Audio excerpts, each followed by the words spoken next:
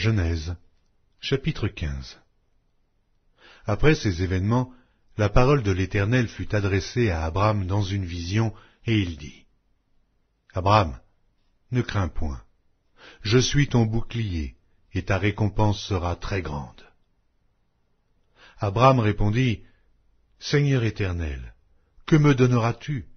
Je m'en vais sans enfant, et l'héritier de ma maison, c'est Éliézer de Damas. » Et Abram dit, « Voici, tu ne m'as pas donné de postérité, et celui qui est né dans ma maison sera mon héritier. » Alors la parole de l'Éternel lui fut adressée ainsi. « Ce n'est pas lui qui sera ton héritier, mais c'est celui qui sortira de tes entrailles qui sera ton héritier. » Et après l'avoir conduit dehors, il dit, « Regarde vers le ciel, et compte les étoiles, si tu peux les compter. » Et il lui dit, « Telle sera ta postérité. » Abram eut confiance en l'Éternel, qui le lui imputa à justice.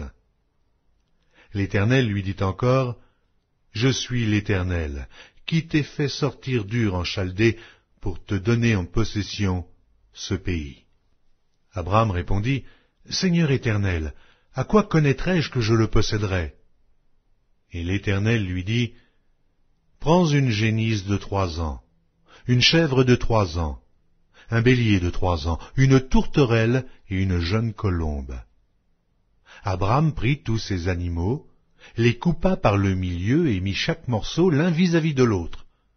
Mais il ne partagea point les oiseaux. Les oiseaux de proie s'abattirent sur les cadavres, et Abram les chassa. Au coucher du soleil, un profond sommeil tomba sur Abram. Et voici, une frayeur et une grande obscurité vinrent l'assaillir. Et l'Éternel dit à Abram, « Sache que tes descendants seront étrangers dans un pays qui ne sera point à eux. Ils y seront asservis, et on les opprimera pendant 400 ans. Mais je jugerai la nation à laquelle ils seront asservis, et ils sortiront ensuite avec de grandes richesses. Toi, tu iras en paix vers tes pères. Tu seras enterré après une heureuse vieillesse. À la 4e génération, ils reviendront ici, car l'iniquité des Amoréens n'est pas encore à son comble. » Quand le soleil fut couché, il y eut une obscurité profonde, et voici, ce fut une fournaise fumante. Et des flammes passèrent entre les animaux partagés. En ce jour-là, l'Éternel fit alliance avec Abram et dit, « Je donne ce pays à ta postérité, depuis le fleuve d'Égypte jusqu'au grand fleuve, au fleuve d'Euphrate.